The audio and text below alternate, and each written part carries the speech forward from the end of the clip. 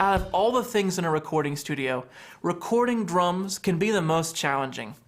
You know, if the drums aren't done right, the whole recording sounds kind of cheap. And if you can get the drums just absolutely perfect, then your whole recording sounds so much more legit. Now, I could talk for hours on how to mix drums, how to compress them, how to EQ them, but I don't really believe that that would be giving you enough practical advice, because that would be more like treating the symptom rather than treating the cause. So I would like to give you some advice on how to whip a junker kit, like a kit that you would be able to find. Hopefully this kit represents one that you may have lying around and that you have available to you. You know, after we get whipping this kit into shape, it'll have tones that are just gonna mix like butter. And I wanna just dive deep with you about how to prepare a kit so that it's not fighting against you. And I mean, the thing's just gonna wanna mix itself. So I have developed 3 skills, 3 specific steps that you'll be able to memorize and use anywhere on drum recording. And I believe that these steps will help you avoid the common pitfalls. And these are: muffle the drums as little as possible, tune the drums to fit the song, and mic position. This is going to be about getting real sounds. You know, after this video series, you may not need drum sample software to just go in and sample your kick and your snares with something that sounds better. Those tools have a place, and you know, I'm sure that they're useful, but you know, ultimately I believe that drum recording is becoming a lost art. And I also believe that the hard work that you put into recording drums is worth it. You know, you get to tell your bands that those are your real drums. You know, we got to use your kit. And it's an authentic sound. It's a unique sound to you. So, you know, ultimately this kit that we're starting out on, it has some problems, and we're gonna work to turn this and convert it, prepare it, and whip it into shape into a world-class drum sound. If you're ready, let's get going. And this series is called Clunker to World Class in 3 steps. Okay, so muffling. And ultimately our goal is to muffle the drums as little as possible. That is the first of our 3 steps and skills to creating a world-class drum sound. So what is muffling? Well, muffling is any material that we apply to a drum head to change the sonic qualities of the drum. And a lot of people use it to affect the sustain of the drum. You know, they have a weird ring, they can't figure out what to do, how to get it out.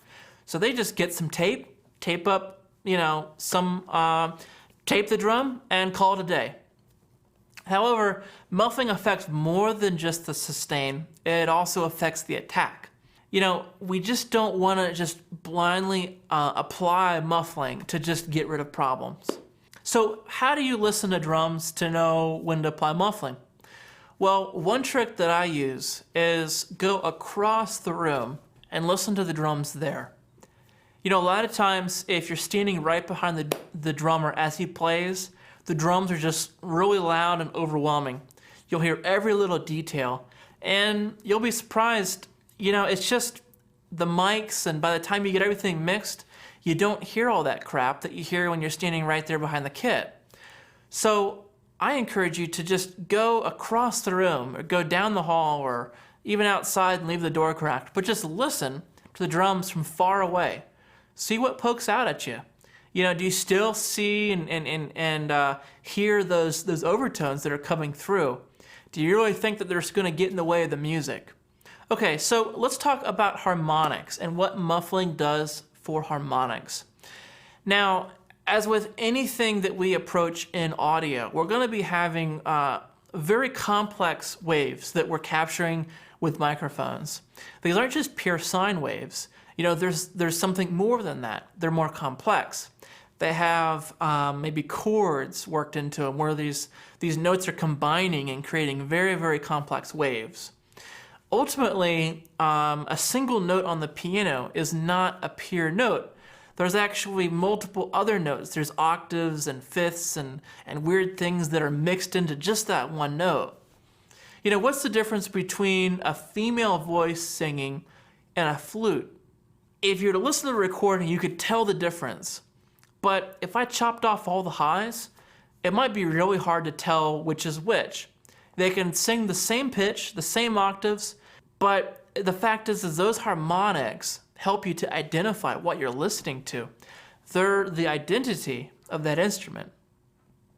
So when you're adding muffling, in effect, you're weighing down the drum head with mass, right? You're affecting the sonic qualities of that drum. What you're doing is you're subtracting out a lot of those highs. And when you add muffling, you're taking away some of the sonic signature or voice signature of that particular instrument. Okay, so let's talk about specifics. Now for kick drum, I like to think of it as 4 levels of muffling. Okay, 4 levels. The first level as basically like a jazz bass drum, okay? The thing is resonating, it's almost like a note. It's great for jazz because they like to have like a note and they play melodies between the drums. It's very musical. But I find for like pop and rock and just anything that has like a punch to it, it's just not gonna work. You know, you need to get that mic inside the drum. It needs to be able to have a line of sight straight to where that beater hits. So if it can't see the point of impact from that bass drum beater, you're not gonna get that punch. So it's great for jazz, but this is level 1. This is gonna have the most sustain. It's gonna have the least amount of attack, and because your microphone is gonna be hanging outside in the front, you're gonna have cymbals coming in the mic. I mean, sometimes that's fine. You can get a great sound. I've used it, but it's just something to know. That's the least amount of attack. That's level 1, okay? Level 2 would be to cut a hole in that kick drum head. Okay, now you can move the mic inside of the drum. It can have that line of sight with the point of impact. Okay, so now you have good punch, you have sustain. The only problem is that drum is just wide open inside. You know, you'll get actually these weird reflections inside the kick drum that can kind of pop out.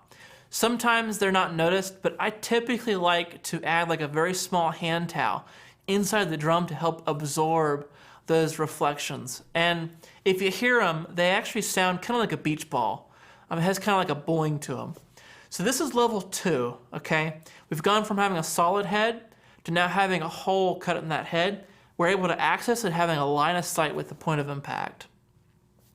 Okay, level 3 would be to add a blanket that touches both the front and back head. So it's more than just a small hand towel, but it's actually deadening the vibrations of the back and the front head. What's cool about this is you can experiment with, bringing it off the batter head, the place where the beater hits, or you can experiment with bringing it off the front head a little bit.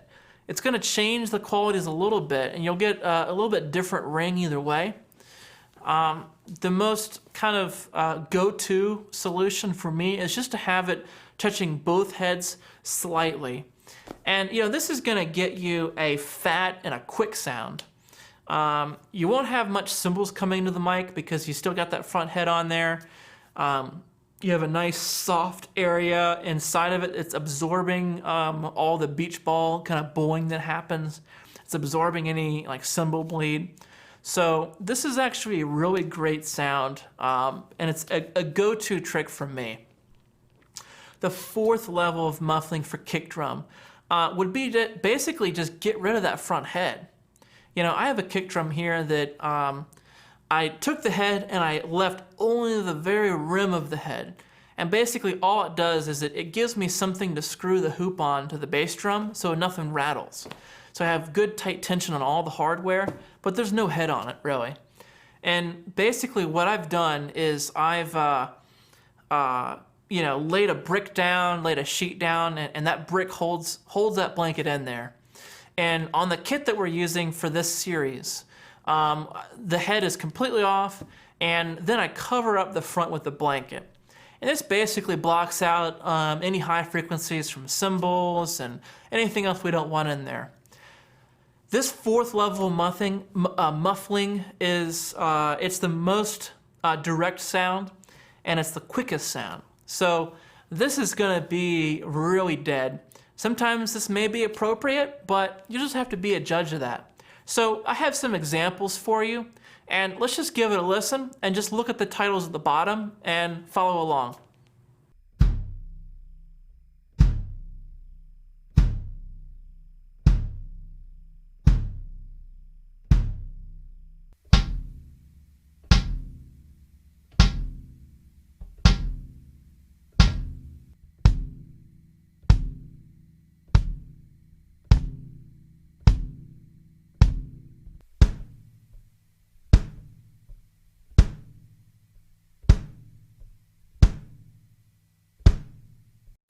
Okay, so let's talk snare drums.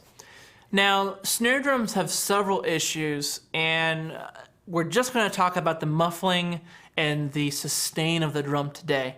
First of all, the top head, I love the Ambassadors by Remo on the top head. I just find it gives me the best results. It's, you know, it's a fairly thin head, and I can always add muffling if need be. You know, if the drum is muffled already, just open it up. You know, see what it sounds like.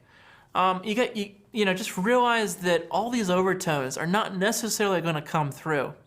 If you add like a lot of compression, you know, some of them might be a little more amplified, but you just got to realize that a lot of this crap is going to die out in the mix. So, I mean, this is up to you, but don't let the overtones get you too scared. Now, if it turns out that you really do want some muffling, what I do is I take a moon gel and I slice it in thirds, and then I use just a third of a moon gel. And then depending on how much muffling I need, I can start at towards the edge of the drum. If I need more, I'll move it in towards the center of the drum. You'll find that as you move it in towards the center of the drum, it'll affect more and more of how that drum rings. You can also take your finger and as you're hitting the drum, move your finger lightly around the edge and see if there's any like perfect spot that like a particular ring is like being created from, and then apply the little piece of moon gel there. Now for snares, what's really important is sometimes the snares are just too tight. And I've even seen drummers, they put like tape across the snares and they're trying to like muffle the bottom head, they're trying to muffle the snares. You know, don't be afraid of any sympathetic vibration that happens because of like a high tom hit, and then all of a sudden like the snares kind of, you know, buzz and you know. Don't worry about it too much. You know, the biggest thing is that you don't want the star player of the drum kit, which is the snare drum, to be too muffled and too hindered. It's sounding great. You want that to be the priority. So, you know, lightly hit the snare, see if it's sounding. If it sounds more like a tom-tom on a very light hit, it's probably too tight. So what I like to do is just loosen up those snares. Just make sure that it can just ring out nicely with the drum. So let's talk about toms.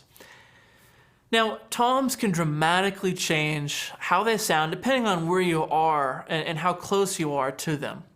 You know, if you're right behind the kit, you know, you may have a lot of overtones that might kind of get on your nerves. But then you go across the room and they sound great. So it's important just to listen across the room, see how they sound, and realize that the mics aren't going to pick up everything. By the time you kind of sum all the tracks together in the stereo image, the techniques that we're going to talk about, you know, it's going to be more like the sound that you hear from across the room. You know, ultimately, I love a thinner drum head on toms, and a cheaper drum kit, you know, sustain is not necessarily the best. And so for me, I'd rather not add muffling to just add to that shortcoming of the design of the drum.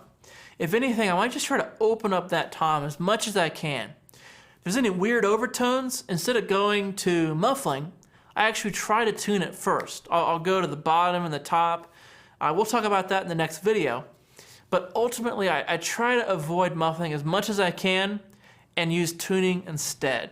So let's step back over to the live room and see what this sounds like.